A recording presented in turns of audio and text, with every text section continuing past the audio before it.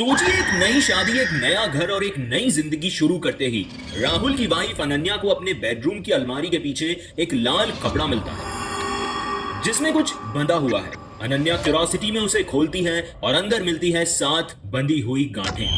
क्या टोने टोटके सच में इतने पावरफुल होते हैं? पहली नजर में ये बस एक पुराना सामान लगता है, लेकिन फिर उनकी जिंदगी एक एक करके बिखरती जाती है। पहले उनका रिश्ता, फिर उनकी नींद, उनकी सेहत और फिर वो सपने, वो आवाजें जो अनन्या सिर्फ महसूस करती थी, बोल भी नहीं पाती थी। और जब पता चलता है कि ये सब बंधन विद्या का हिस्सा है, एक काला जादू जिसमें हर गांठ के अंदर एक टोटका छुपा है, तब तक बहुत देर हो चुकी थी। हर गांठ एक कर्ज है और आखिरी गांठ मौत। क्या राहुल उसे तोड़ पाएगा या फिर उस गांठ के साथ वो भी खुद टूट जाएगा? नमस्कार दोस्तों, आप सुन रहे हैं the horror show by Karnik. आज जो कहानी मैं आपको सुनाने जा रहा हूं वो है एक न्यूली मैरिड कपल की, राहुल और अनन्या की। तो चलिए, लाइट्स ऑफ, कहानी ऑन। उससे पहले अगर आप चैनल पर नए हैं तो चैनल को फॉलो जरूर करें। अगर आप ये कहानी स्पॉटिफाई पे सुन रहे हैं तो शो को रेट एंड फॉलो जरूर करें। मेरा नाम है राहुल और जो कुछ मैं आपको बताने जा रहा हूं वो शायद किसी भूतिया कहानी या किताब का हिस्सा लगे, लेकिन ये मेरी जिंदगी का रियल नाइटमेयर था जिसे मैंने और मेरी पत्नी अनन्या ने फेस किया था। ये सब शुरू हुआ था अनन्या से। मेरी वाइफ, मेरी बेस्ट फ्रेंड, मेरी पार्टनर इन क्राइम। हम एक दूसरे को कॉलेज के टाइम से डेट कर रहे थे और 3 साल बाद ही हमने शादी करने का डिसाइड किया। लेकिन सच कहूं तो शादी तक का सफर किसी सिंपल रोमांटिक कहानी जैसा नहीं था। दोनों अलग अलग बैकग्राउंड से आए थे। मैं एक मिडिल क्लास कंजर्वेटिव फैमिली से और अनन्या थोड़ी इंडिपेंडेंट, प्रोग्रेसिव और ओपन माइंडेड फैमिली से थी। हमारे बीच नहीं पर हमारी फैमिलीज के बीच काफी सोच विचार का गैप था। हर बार जब शादी की बात छेड़ते तो कोई ना कोई रुकावट आ जाती। कभी कोई बीमार पड़ जाता, कभी शुभ मुहूर्त टल जाता, कभी फैमिली में कोई आर्ग्यूमेंट हो जाता। एक वक्त तो मुझे लगा जैसे कोई जानबूझकर चाहता है कि हमारी शादी हो जाए। 2 साल तक सिर्फ इंतजार, समझौता और अनसर्टेनिटी थी। लेकिन हर बार जब अनन्या को देखता, उसकी आंखों में वो यकीन, वो प्यार, लगता कि ये लड़की मेरी जिंदगी बदल देगी। और आखिरकार कई इमोशनल ब्रेकडाउन्स, चुप चुप के मिलना और फैमिली रेजिस्टेंस के बाद हमने शादी कर ली, बिना किसी दिखावे और शोशा के। एक सिंपल कोर्ट मैरिज। लेकिन मेरे लिए वो दिन जिंदगी का सबसे बड़ा दिन था। लगा अब सब ठीक होगा, लेकिन मुझे नहीं पता था जिंदगी अभी शुरू ही हुई थी और मौत का साया हमारे घर पर दस्तक देगा। शादी के बस 1 महीने के अंदर ही हमने अपने पुराने शहर को अलविदा कह दिया और मुंबई शहर में अपना नया घर बसाने का फैसला किया। उस फ्लैट के एक कोने में वो कबोर्ड जिसमें कभी कभी कुछ अजीब सी आवाजें आती थी, मैं उसे नजरअंदाज करता रहा। पर अंधेरी के इस कोने में एक अंधेरा छुपा था जो बस इंतजार कर रहा था हमारे आने का। शादी और शिफ्ट होने के बाद कुछ हफ्ते शांति से बीत गए। हर चीज स्लोली सेटल हो रही थी, काम, रूटीन और अनन्या का घर को अपने अंदाज में डेकोरेट करना। लेकिन फिर एक दिन जब मुंबई में बारिश हो रही थी और मैं ऑफिस गया हुआ था, अनन्या ने डिसाइड किया कि बेडरूम का एक कोने की सफाई करेगी। वो कोना जहां अलमारी के पीछे हमेशा एक हल्की सी धूल रहती थी जिसे हम कभी प्रॉपरली क्लीन नहीं किया था। वो अलमारी थोड़ी हैवी थी और पीछे की दीवार तक प्रॉपरली पुश भी नहीं होती थी। अनन्या ने जब उसे थोड़ा खींच कर देखा तो उसे वहां कुछ लाल सा चमका, एक कपड़ा जो मिट्टी और मूंगफली के छिलकों के बीच थोड़ा सा फंसा हुआ था। उसने क्यूरोसिटी में हाथ बढ़ाया। वो कपड़ा पूरा लाल था, लेकिन धूल और जालों के कारण थोड़ा ब्राउन पड़ चुका था। कपड़ा जैसे किसी ने जानबूझ के बांधा हो। अंदर कुछ था, एक अजीब सा बंधन था। अनन्या ने उसे सोफे पर लाकर खोला। अंदर थी 7 छोटी छोटी गांठें, एकदम टाइटली बांधी गई, जैसे किसी ने क्रिया में स्पेशली प्रिपेयर किया हो। हर गांठ पे एक अलग तरह का धागा था, कुछ काले, कुछ लाल और एक पीला, जैसे किसी ने जान के कुछ पैटर्न फॉलो किया।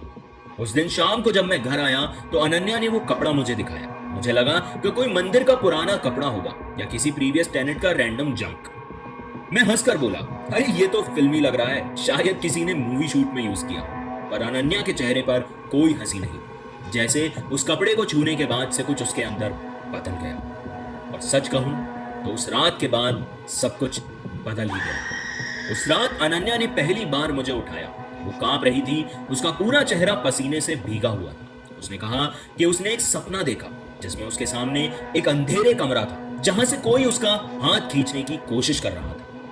मैंने उसे पानी पिलाया, उसे काम डाउन करने की कोशिश की। सोचा नया शहर है, स्ट्रेस है, हो जाता है। पर ऐसे सपने डेली आने लगे। रोज रात को 2-3 बजे के बीच वो चिल्लाती थी, कभी किसी का नाम लेती जिसको हम जानते भी नहीं थे, कभी तकिए को कस के पकड़ लेती। एक रात तो मैंने देखा कि उसने अपने पैरों को इतनी जोर से जमीन पर दबा दिया था जैसे उसका कंट्रोल ही नहीं था अपने ऊपर। उसकी आंखें खुली थी, पर मुझे ऐसा लग रहा था कि वो जैसे मुझे नहीं किसी और चीज को देख रही है जो उसके और मेरे बीच खड़ी हुई है।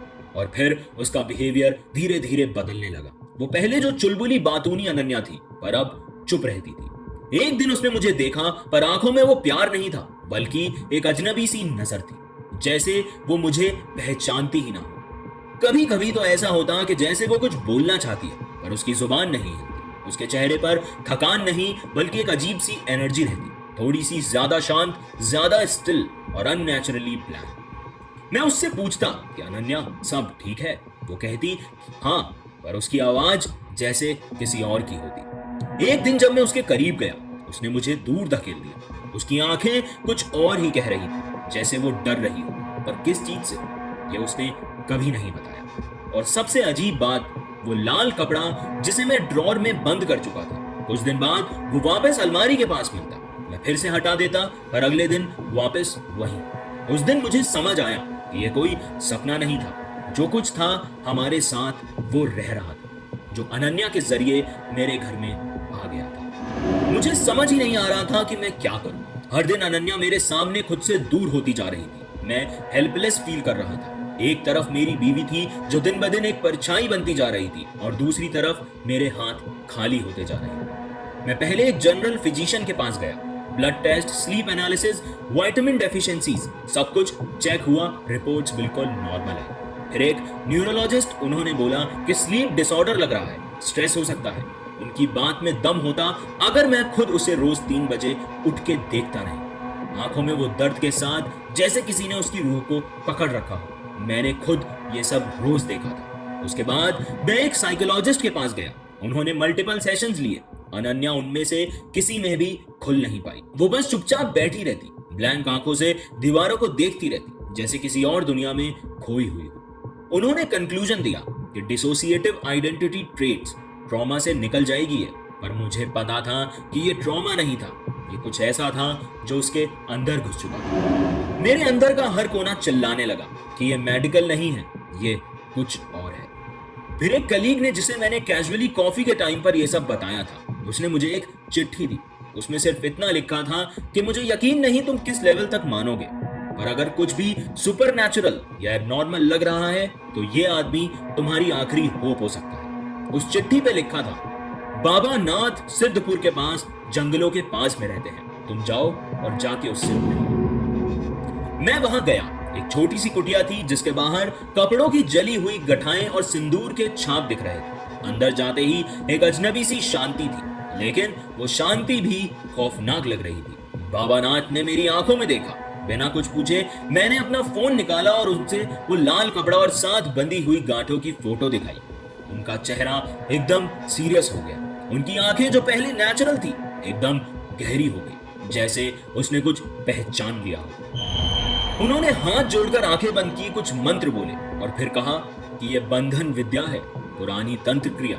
इसे तब इस्तेमाल किया जाता है जब किसी इंसान के जीवन में बहुत बड़ी दुर्घटना लानी हो। यह श्रापित क्रिया है, किसी ने तुम्हारी पत्नी को बांध दिया। बंधन बांधने की मनसा बिल्कुल स्पष्ट है, या तो ये लड़की मर जाए या तुम उसे छोड़ दो। ये सब सुन के मेरी सांस अटक गई। बाबा ने आके कहा, हर गांठ में एक अलग मंत्र भूखा गया है, मैं तुम्हें एक एक गांठ के बारे में बताता हूँ। वो बोले कि पहली गांठ घृणा, यानी कि हेट्रेड का बीज। दूसरी गांठ बीमारी, बॉडी को ढलते रहने का जादू। तीसरा बांझपन, ताकि तुम्हारी जिंदगी आगे ही ना बढ़े। चौथी अलगाव, जिसे तुम दोनों एक दूसरे से दूर हो जाओ। पांचवी मानसिक आघात, जिसे दिमाग खुद से लड़ने लगे। छठी भूत प्रेत का साया, जिसमें किसी दूसरी आत्मा को शरीर में बसने का रास्ता मिलता है। और सातवीं मृत्यु, जिसे सब कुछ खत्म हो जाए। मैं शौक में वहां चुप बैठा रहा, जैसे कोई कल्पना सुन रहा हूं, पर बाबा का हर शब्द मेरे दिल पर हथौड़े की तरह लगता जा रहा था। मैंने धीरे से पूछा कि पर ये किसने किया होगा? और क्यों किया? बाबा ने आंख उठाई, उनका चेहरा थोड़ा सद गया था। वो बोले कि ये तब किया जाता है जब दुश्मनी अंदर से हो, बाहर वाले ऐसा नहीं करते। तुम्हारे किसी करीबी ने यह किया, जिसे तुम जानते हो, जिससे तुम प्यार करते हो, या जिसने कभी तुमसे प्यार किया। मेरे हाथ ठंडे पड़ चुके थे।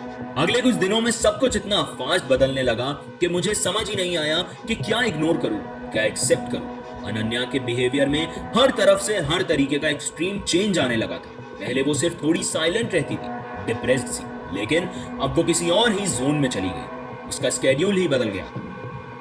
दिन में वो ज्यादा नहीं बोलती, ज्यादातर बैल्कनी में या बेडरूम के एक कॉर्नर में बैठी रहती, एकदम स्टिफ, और रात होते ही वो सो नहीं पाती।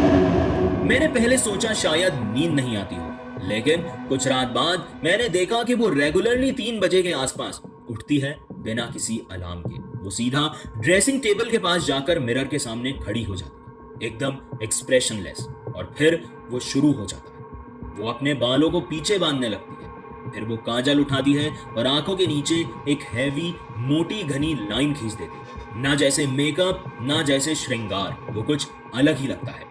लिपस्टिक लगाती, लेकिन उस तरह नहीं जैसे कोई औरत कैजुअली लगाती है। वो सब कुछ बहुत अजीब तरह से करती थी। एक रात मैं पीछे खड़ा उसे देख रहा था। मुझे लगा कि शायद मुझे उससे बात करनी चाहिए, लेकिन उसके बिहेवियर से मैं बहुत कंफ्यूज था। और फिर मैंने सुना कि वो बात कर रही थी, लेकिन उसकी आवाज अनन्या की नहीं थी, एक भारी ठंडी फुसफुसाहट आवाज जैसी। उसकी जुबान भी कुछ और ही थी, एक अजीब सी भाषा जिसमें न जाने कैसे शब्द बार बार आ रहे थे। मैंने कभी नहीं सुनी थी ये लैंग्वेज। और सबसे डरावनी बात कि अनन्या को हिंदी और इंग्लिश के अलावा कोई दूसरी लैंग्वेज आती ही नहीं थी। तो फिर वो ये सब क्या बोल रही थी और क्यों बोल रही थी? उसका रिफ्लेक्शन मिरर में मुझे लग रहा था जैसे वो मुझे देख रहा हो, और असली अनन्या पीछे थी, जिसे वो रिफ्लेक्शन अपने कंट्रोल में ले चुका था। उस रात के बाद मुझे डर लगने लगा था, उसके साथ सोने में भी। मैं बाहर काउच पर सोने लग गया। लेकिन एक दिन, ये कह लो एक रात, जब सब हद पार हो गया। उस रात वो फिर मिरर के सामने खड़ी थी, लेकिन इस बार उसकी आंखें लाल नहीं, पूरी काली थी, जैसे आंखों के अंदर प्यूपिल्स गायब हो गए थे। उसने अपने नाखून काट दिए, अपने हाथ की चूड़ियां तोड़ दी थी। चूड़ियों के टुकड़े जमीन पे बिखरे हुए थे और हाथ से खून निकल रहा था। मुझसे रहा नहीं गया, मैं चिल्ला पड़ा कि अनन्या, तुम ये क्या कर रही हो? वो पलटी धीरे से, उसका मुंह सीधा मेरे मुंह के सामने था, और उसने कहा, राहुल, तुझे बोला था ना, मत रो। उसकी आवाज में कोई और ही एनर्जी थी, ना अनन्या का दर्द, ना उसका प्यार, एक अजीब सी नफरत और एक अथॉरिटी।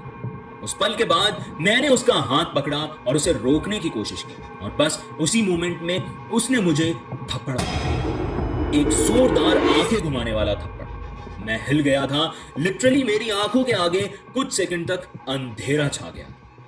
और तब मुझे फाइनली समझ आया कि ये अनन्या नहीं है, मेरी बीवी के अंदर अब कोई और रह रहा है, और वो हर पल उसका असली रूप ढूंढ रहा है ताकि पूरा कब्जा ले सके। मैंने डिसाइड कर लिया था कि अब मैं अनन्या को हर हाल में वापस लाऊंगा। वो लड़की जिसे मैंने 2 साल के स्ट्रगल के बाद शादी तक ले आया, उसे मैं कहीं किसी अनदेखी शक्ति के हवाले नहीं कर सकता। मैं फिर से बाबा नाथ के पास गया। इस बार उन्होंने मुझे आंखों में आंखें डाल के देखा और बोले कि आखिरी मौका है बेटा, हर गांठ एक पाप की पहचान है और हर मंत्र एक तलवार। अगर एक भी बार गलती हुई तो वो आत्मा इसका हिस्सा बन जाएगी हमेशा के लिए। उन्होंने मुझे पूरी क्रिया समझाई, हर मंत्र का सही उच्चारण, दिया किस दिशा में हो, कौन सा पुष्प किस गांठ के साथ रखना है और कौन से वक्त पर कौन सी गांठ खोलनी है। मैं पूरे दिन उस क्रिया की रिहर्सल करता रहा। घर लौटकर मैंने पूजा स्थल बनाया, बेडरूम के एक कोने में। सूर्यास्त के बाद मैंने दिया जलाया, एक पीला कपड़ा बिछाया और उस पर वो लाल कपड़ा रखा जिसमें अब भी वो 7 गांठें जैसी की तैसी बंधी हुई। रात के करीब 11:15 बजे जब सब कुछ एकदम शांत था, मैंने पहली गांठ उठाई, मंत्र की पहली लाइन बोली और पहली गांठ खोली। बाहर ठंडी सी हवा चल रही थी, जैसे कुछ तो बदल रहा। दूसरी गांठ उसके साथ थोड़ा रेजिस्टेंस था, लेकिन मैंने वो भी। मुझे लगा शायद मैं कर लूंगा ये पूरी क्रिया बहुत आसानी से। फिर जब मैंने तीसरी गांठ उठाई तो मेरा गला सूखने लगा, गले में खराश सी महसूस हुई। मैंने पानी उठाया और जैसे ही वो पानी मेरे गले से नीचे गया, एक जोर की चीख सुनाई अनन्या बाहर से चीख मारती हुई बेडरूम के अंदर आई और मेरी रीढ़ की हड्डी तक कांप गई। मैं भागता हुआ गया, उसका चेहरा पूरा पीला और आंखें सफेद हो चुकी। उसका सर लेफ्ट राइट रोटेट कर रहा था, बिल्कुल एबनॉर्मल तरह से। उसके अंदर कुछ तो भर रहा था, बहुत ही डरावना, बहुत ही पावरफुल। बाबा की बातें मेरे दिमाग में घूमने लगी कि अगर क्रिया भंग हो गई तो समझो सब कुछ खत्म। मैं उसे बाहर छोड़ के वापस पूजा की जगह गया, दिया फिर से जलाया, अपने आप को संभाला और चौथी गांठ पर मंत्र बोला। लेकिन जैसे इस बार गांठ ने खुलने से मना कर दिया, जैसे कोई उस गांठ को जोर से पकड़कर बैठ गया हो। पांचवी गांठ भी बड़ी मुश्किल से खुली। मैं जितना जोर लगाता, कपड़ा हिलता ही नहीं। तभी मैंने आंख बंद की और अपने अंदर से एक आवाज को सुना, अनन्या की आवाज जो दर्द से चिल्ला रही। बस वही मेरी हिम्मत का बूस्टर था। मैंने दिए में और घी डाला और तेज किया, अपने हाथों पर चंदन लगाया और पूरी जान से मंत्र दोबारा शुरू किया। छठी गांठ जब मैंने खोलनी शुरू की तो ऐसा लगा जैसे मेरे कंधों पर किसी ने वजन डाल दिया। एक इनविजिबल फोर्स मुझे नीचे दबा रही थी। दिए की लौ हिलने लगी कि एक मोमेंट के लिए मुझे लगा कि वो बुझने वाला है। लेकिन मैंने ना तो आंख बंद की ना मंत्र बोलना छोड़ा, और जैसे ही मैंने गांठ खोली, एक जोर की आवाज, कमरे के दूसरे कोने से कुछ गिरने की जोरदार आवाज सुनाई दी। मैं डर गया, लेकिन मुझे पता था कि ये उस शक्ति का ट्रैप है, ध्यान भंग करने का प्लान है। मैंने इग्नोर किया, लेकिन जब मैं सातवीं गांठ के पास गया तब सबसे अजीब बात हुई। जैसे ही मैंने हाथ में वो गांठ उठाई, मेरे घर के अंदर अचानक 4-5 बिल्लियां घुस गईं। एक दो नहीं, पूरी की पूरी 4-5, एक ही जैसी काली चमकदार आंखों वाली। और ये तब जब ना कोई विंडो खुली थी, ना ही कोई डोर। मेरी आंखें फट गई थी। एक बिल्ली सीधा आई, उसने वो लाल कपड़े में रखी आखिरी गांठ अपने मुंह में दबाई और सब के सब एक साथ गायब हो गए। मैं पूरा हिल चुका था। मैं बेहोश सा होकर उस जगह पे गिर गया। मुझे समझ ही नहीं आया कि वो बिल्लियां कौन थी। क्या वो एक इल्यूजन था या वो रक्षक थे उस रिचुअल को तोड़ने से मुझे रोकने आए? मुझे कुछ भी नहीं पता, लेकिन इतना जरूर पता था कि अगर वो सातवीं गांठ नहीं मिली तो अनन्या को वापस लाना मुश्किल नहीं, नामुमकिन हो जाए। मैं घबरा गया। रूम में ऐसा सन्नाटा था जैसे कुछ अब वापस नहीं आएगा। वो लाल कपड़ा, दिए की बुझती हुई लौ और एक कोने में वीरान सी पड़ी अनन्या। मैं दौड़कर उसके पास गया। उसके हाथ ठंडे थे, उसकी नर्व चल रही थी, लेकिन वो कुछ बोल नहीं रही थी। अनन्या उठो, मैं राहुल, मुझे देखो प्लीज, प्लीज कुछ बोलो अनन्या। लेकिन वो बस मुझे घूरती रही, ब्लैंक एक्सप्रेशंस, जैसे किसी ने उसके अंदर से कुछ खींच लिया। मैंने तुरंत उसे उठाया और बिना टाइम वेस्ट किए मैं उसे हॉस्पिटल ले गया। इमरजेंसी वार्ड में एडमिट किया। डॉक्टर्स आए, टेस्ट हुए, फिजिकली सब कुछ नॉर्मल था, no injury, no trauma signs. लेकिन उसका माइंड वो कहीं और चला गया। साइकेट्रिस्ट ने बाद में मुझे बाहर बुलाकर कहा, your wife is in a dissociative catatonic state. वो देख रही है, सुन रही है, लेकिन रिस्पॉन्स नहीं दे रही। जैसे किसी दूसरी आइडेंटिटी के साथ उसकी आइडेंटिटी ओवरलैप हो गई। मुझे समझ नहीं आया कि मैं किस पे भरोसा करूं, मेडिकल साइंस पे या उस बाबा नाथ के रिचुअल्स पे। पर एक बात मुझे अंदर से महसूस हो रही कि या तो मैंने क्रिया में कहीं गलती कर दी थी, या फिर वो सातवीं गांठ जो कभी खुल ही नहीं, उसने अपना काम पूरा कर दिया। वो बिल्ली, उसका वो गांठ लेकर गायब हो जाना, क्या वो उस कर्ज का फाइनल वेसल बन गई? और अगर अब जो अनन्या के अंदर बचा है वो वही प्रेत है या कुछ और? उस रात के बाद अनन्या ने ना मुझे देखा, ना किसी से कुछ बात की। हर दिन हॉस्पिटल के बेड पर एक जैसी पड़ी रहती, एकदम सीधी, आंखें सीलिंग पर फिक्स। कभी कभी जब मैं उसके पास बैठता हूँ तो उसका हाथ पकड़ता हूँ तो एक हल्की सी मुस्कान उसके होठों पे दिखाई देती, लेकिन उस मुस्कान में अनन्या नहीं, कुछ और होता। जैसे कोई मुझे ताना दे रहा, जैसे वो कह रहा हो, तुम जीत नहीं पाए राहुल, तेरी अनन्या अब मेरी। अनन्या अब भी हॉस्पिटल में थी। हर रोज उसके आसपास वो साइलेंस होता था, लेकिन मैंने उसे छोड़ने का कभी नहीं सोचा। मैं हर शाम उसके लिए उसका फेवरेट लेवेंडर सेंटेड ऑयल ले जाता, उसके हाथ पैरों पर सॉफ्टली मालिश करता। वो कोई रिस्पॉन्स नहीं देती थी, लेकिन मैं उसे उसकी पुरानी कहानियां सुनाता, हमारी शादी के दिन की बातें बताता, उसकी हंसी, उसके माँ की हाथ की चाय। 3 महीने बीत गए थे। हर दिन एक जैसे उम्मीद के बिना उम्मीद लेकर जीने जैसा हो गया था। फिर एक दिन मैंने रूटीन में उसके रूम में गया। वो अपनी यूजुअल पोजीशन में बेड से सीधी लेटी थी, आंखों से सीलिंग देख रही थी। मैं बैठकर उसका हाथ पकड़कर बोला, अनन्या, मुझे पता नहीं मैं तुझे वापस ला पाऊंगा या नहीं, पर एक बात सच है कि मैं कहीं नहीं जा रहा। जब तक तू कुछ कहे या ना कहे, मैं यही हूं तेरे साथ। उस दिन पहली बार उसकी आंखों से एक आंसू टपका। वो हिली नहीं, कुछ बोली नहीं, लेकिन एक आंसू जिसने मुझे बता दिया था कि अनन्या कहीं ना कहीं अभी भी उसके अंदर ही है। उसके बाद मैंने और रिचुअल्स नहीं किए, ना किसी बाबा के पास गया। मैं बस हर दिन उसे उसके तरीके से प्यार करता रहा। शायद वही एक असली क्रिया थी जो मुझे पहले करनी चाहिए थी। एक और महीना गुजर गया और एक सुबह जब मैं उसके बेड के पास गया, उसने मेरी तरफ देखा। इस बार उसकी आंखों में वो पहचान थी और वो